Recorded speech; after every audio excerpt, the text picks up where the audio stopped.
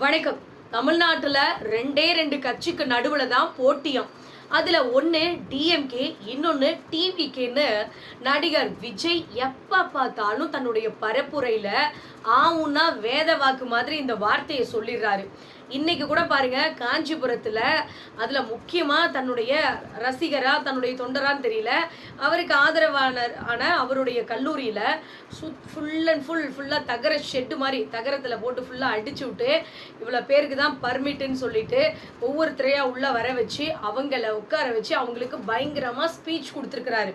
இதுல வேற mass speech அப்படின்னு சொல்லி சொல்ற சில தற்குறிகளுக்கு இந்த ஒரே ஒரு வீடியோவை கொஞ்சம் தெளிவா கேளுங்க. அடிக்கடி நடிகர் விஜயும் இந்த தாவேக்காவில் இருக்கிற அவருக்கு போடுற அந்த செயின் ஜப்பான் போடுறாங்க பார்த்தீங்களா, இவங்களை எல்லாத்தையும் தற்குறின்னு சொல்றதுக்கு காரணம் என்ன தெரியுமா? எந்த விஷயத்த யார் செய்வாங்கன்னு ஒண்ணுமே தெரியாம ஏதோ எழுதி கொடுத்ததை வாந்தி எடுக்கிறாங்க பார்த்தீங்களா, அதனால தான் அடிக்கடி தற்குறின்னு சொல்லிக்கிட்டே இருக்கிறது. இல்லை, முக்கியமான விஷயம் என்னன்னு கேட்டிங்கன்னா, இந்த வகுப்பு வாரிய சட்டம் இருக்கு பார்த்தீங்களா, இதுக்கு முதல்ல எதிர்ப்பு தெரிவித்தது திமுக. எல்லாரும் எதிர்ப்பு தெரிவித்து எல்லா கட்சியும் தெரிவித்து முடிச்சதுக்கப்புறம் கடைசியில் நானும் இருக்கிறேங்கிற பேரில் அட்டண்டன்ஸ் போடுற மாதிரி இவங்க கொண்டு போய் ஒரு லாயரை வச்சு நாங்களும் வந்து எதிர்ப்பு தெரிவிக்கிறோம் அப்படின்னு சொல்லிட்டு கொஞ்சம் கூட நாக்கு கூசாம நாங்க தான் முதல்ல அதுக்கு எதிர்ப்பு தெரிவிச்சோம் அப்படின்னு சொல்லிட்டு அவர் கொண்டு வந்து அதை வந்து பேசுறாரு. அப்புறம் அது மட்டும் இல்லைங்க, சாதிவாரி கணக்கெடுப்பு எடுக்கணும், இன்னைக்கு இருக்கிற ஆட்சியாளர்கள் சாதிவாரி கணக்கெடுப்பு எடுக்கணும், எல்லாருக்கும் எல்லாமே சமமாக கிடைக்கணும் அப்படின்னு சொல்றாரு. கொஞ்சம் கூட பேசிக் நாலேஜே தெரியல. அதாவது சாதிவாரி கணக்கெடுப்பு ஒன்றிய அரசு தான் எடுக்கணும், அதை வந்து நீங்க மாநில அரசு எடுக்கணும். எதெல்லாம் மாநில அரசுக்கு ரைட்ஸ் கிடையாதோ, எதெல்லாம் ஒன்றிய அரசு செய்யணுமோ அந்த விஷயத்தெல்லாம் இங்க கொண்டு வந்து நீங்க ஏன் செய்யலன்னு கேக்குறீங்களே.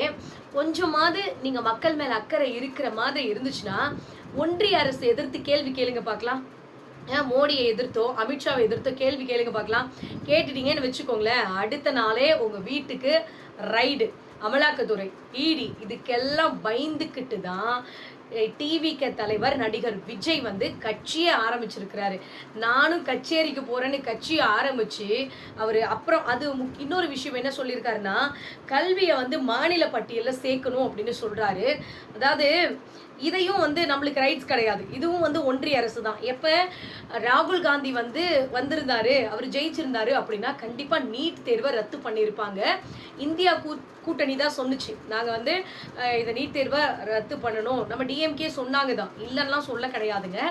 அவர் வந்திருந்தாரு அப்படின்னா நமக்கான முழு ரைட்ஸ் வந்து நம்ம அவங்க கிட்ட இருந்து நிச்சயமா கேட்டு இது பண்ணியிருந்திருக்கலாம். அந்த இடத்துல நீட் தேர்வை கண்டிப்பா ரத்து பண்ணியிருந்திருக்கலாம். ஆனா இந்த இடத்துலையும் நீங்க எதிர்த்து கேள்வி கேட்க வேண்டியது ஒன்றிய அரசு தானே தவிர, அதை விட்டுட்டு எப்ப பார்த்தாலும் டிஎம்கேவை கேள்வி கேட்குற, எங்களுக்கு ஆட்சியாளர்களை கேள்வி கேட்குற அதிகாரம் இருக்கு, நாங்க கேள்வி கேட்போம், மக்களுக்காக கேட்போம், இதையெல்லாம் பேசுற நீங்க எல்லாம் ரைட்டு தாங்க. நீங்க வந்து ஆளுங்கட்சியை கேள்வி கேட்கறது ஆரோக்கியமான ஒரு விஷயம்தான். மக்களுக்கு நல்லது பண்றதுக்காக நீங்க அரசியலுக்கு வந்துட்டு மக்களுக்கு தேவையான விஷயங்களை கேட்டு வாங்கி கொடுக்கணும், அது உண்மையாவே வரவேற்கத்தக்க ஒரு விஷயம்தான். அது வந்து நாங்கள் யாரும் குறை சொல்ல விரும்பலைங்க. அதை விட்டுட்டு எப்போ பார்த்தாலும் லாஜிக்கே இல்லாத சில விஷயங்களை வந்து பேசுறது. ஏன்னா அப்போதான் வந்து மக்கள் எல்லாத்தையுமே காதில் பூ வச்சுக்கிட்டு இருக்காங்க அப்படின்னு நடிகர் விஜய் நினச்சிட்டு இருக்கிறாரு. அதுலேயும் தற்குறி அப்படிங்கிற வார்த்தையை சொல்லாதீங்க அப்படின்னு சொல்லி திமுகவில் இருக்கிற ஒருத்தரே சொல்லிட்டாரு, ஒரு எம்எல்ஏவே சொல்லிட்டாரு. அதையும் வேற ஒருத்தர் மூலமா நமக்கு தெரிஞ்ச கட்சிக்காரங்க மூலமா அவங்க வந்து சொல்லிட்டாங்க அப்படின்னு சொல்றாரு. கொஞ்சமாவது பேசுறது புரிஞ்சிக்கிற அந்த பேசிக் நாலேஜ் கூட இல்லைன்னு நினைக்கிறேன். அவர் என்ன சொன்னாரு, இந்த தாவேகா தலைவரை விட்டுருங்க, அவர் கூட போற அவருடைய தொண்டர்களையும் அவருடைய ரசிகர்களையும் தற்குறின்னு சொல்லாதீங்க, அவங்க வந்து புரிதல் இல்லாத அவர் கூட போயிட்டு இருக்கிறாங்க, அவங்களுக்கு சில விஷயங்களை நம்ம எடுத்து சொல்லி அவங்கள புரிய வைக்கணும் அப்படின்னு சொன்னதுக்காக அவங்களே நம்மளுக்கு ஆதரவு கொடுத்துட்டாங்க அப்படின்னு சொல்லி நடிகர் விஜய் உடனே என்ன பண்ணிட்டாரு, அவர் வந்து இவருக்கு சப்போர்ட்டா இருக்கிற மாதிரி அந்த இடத்துல பில்டப் பண்ண ஆரம்பிச்சிட்டாரு. உண்மையாவே இதெல்லாம் கேட்குறப்ப எனக்கு கொஞ்சம் காமெடியாகவும் இன்னொரு பக்கம் கோபமாகவும் இருக்குதுங்க. அப்புறம் என்ன பண்றாருன்னா, நாங்க ஆட்சிக்கு வந்த உடனே, என்ன ஆட்சிக்கு வந்தா வருவோம் அப்படிங்கிறாரு. எப்படி இந்த படத்துல எல்லாம் டைலாக் பேசுவாங்கல்ல, அப்புறம் அப்படி இப்படி வாயிலெல்லாம் கைய வச்சு இப்படி அப்படியே வாயை அடைச்சிக்கிறாராமா, நக்கல் அடிக்கிறாராமா. ஒரு விஷயத்த புரிஞ்சுக்கணும் முதல்ல. நீங்க ஆட்சிக்கு வந்த உடனே எந்தெந்த விஷயங்களை செய்யறேன்னு சொல்லியிருந்தீங்க? எல்லாருக்கும் வீடு வேணும், சொந்த வீடு வேணும் அப்படின்னு சொல்லியிருந்தாங்க.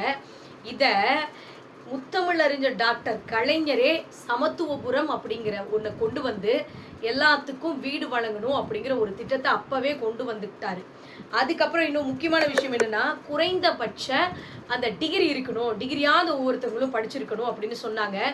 இன்னைக்கு நம்முடைய முதலமைச்சர் பிள்ளைகள் கண்டிப்பா படிக்கணும் அப்படிங்கிறதுக்காக இன்னைக்கு தமிழ் புதல்வன் திட்டத்துல இருந்து புதுமை பெண் திட்டம் வரைக்கும் மாசம் மாசம் பிள்ளைகளுக்கு ஊக்கத்தொகையை மாசம் மாசம் 1000 ரூபாய் கொடுத்து பிள்ளைகளை படிக்க வைக்கிறதுக்காக ஊக்குவிச்சுக்கிட்டு இருக்காங்க.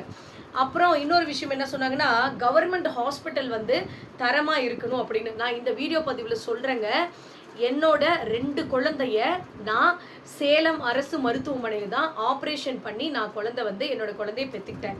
ஸோ இந்த இடத்துல உண்மையாகவே நான் பெருமையாக சொல்லிக்கிறேன். ஏன்னா இன்னைக்கு இருக்கிற கவர்மெண்ட் ஹாஸ்பிட்டல்லாம் தரம் இல்லை அப்படின்னு சும்மா வந்து பேச்சுக்கு வேணா சொல்லலாம். அங்கே போய் நம்ம அந்த இடத்துல இருந்தால் தான் தெரியும் எந்த அளவுக்கு உண்மையாகவே நல்லா நமக்கு வந்து ட்ரீட்மெண்ட் பார்க்குறாங்க அப்படிங்கிறத. அங்கே போய் நீங்கள் ட்ரீட்மெண்ட் எடுத்துக்கிட்டவங்களுக்கு தான் தெரியும். சும்மா வெறுமனே இவரெல்லாம் ஜிஹெச் பக்கம் போய் பார்த்துருப்பாரா? சும்மா வெறுமனே அரசு மருத்துவமனை வந்து தரம் உயர்த்தப்படணும், தரம் உயர்த்தப்பட்டு இருக்கணும் அப்படின்னு சொல்லி சும்மா வாய்ஸ் அவடால் விட்டுட்டு இருக்கிறாரு. அப்புறம் பள்ளி கல்லூரிகள்லாம் வந்து எப்படி சொல்றது, நிறைய இருக்கணும். அதாவது ஒரு விஷயத்த புரிஞ்சுக்கோங்க, இன்னைக்கு இந்தியாவில் இருக்கிற மிகச்சிறந்த பல்கலைக்கழகத்துல முதல் 10 இடம் இருக்கு பாத்தீங்களா? அதுல 100 பல்கலைக்கழகத்துல 10 பல்கலைக்கழகம் தமிழ்நாட்டில் இருக்கிறது.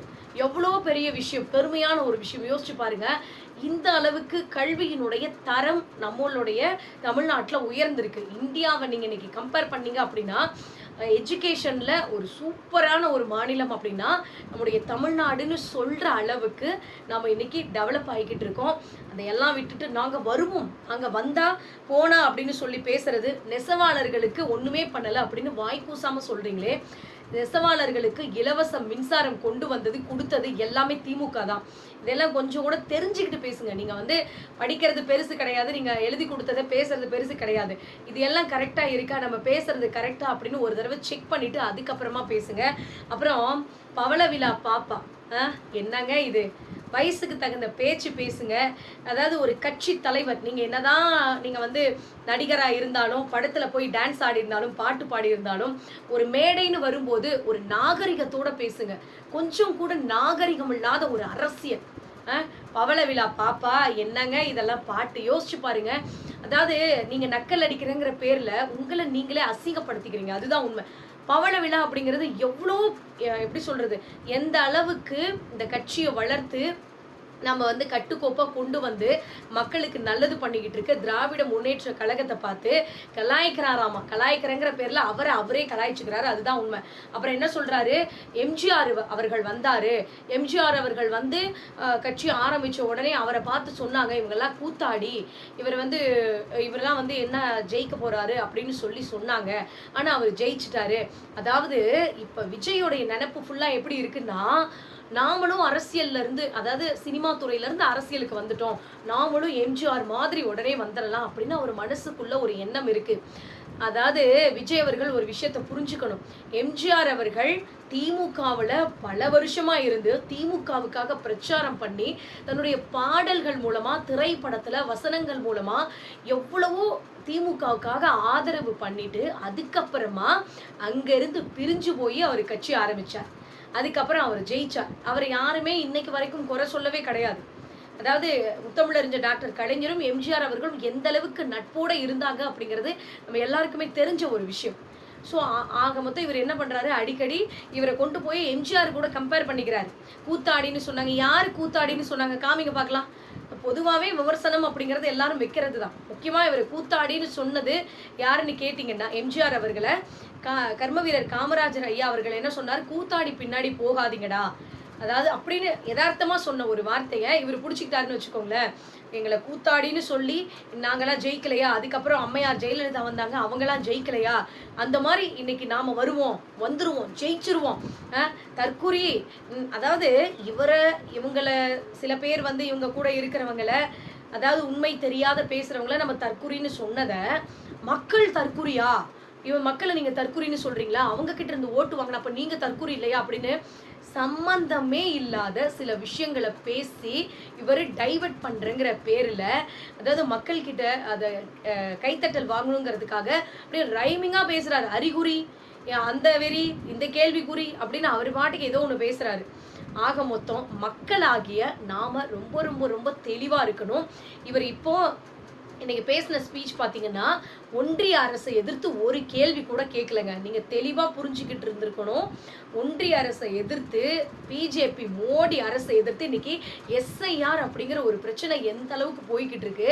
அதுக்காக ஒண்ணுமே இங்க சொல்லாம இவர் அப்படியே திமுகவை மட்டுமே திட்டுறங்கிற பேர்ல சில விஷயங்களை பேசிட்டு போயிருக்கிறார்.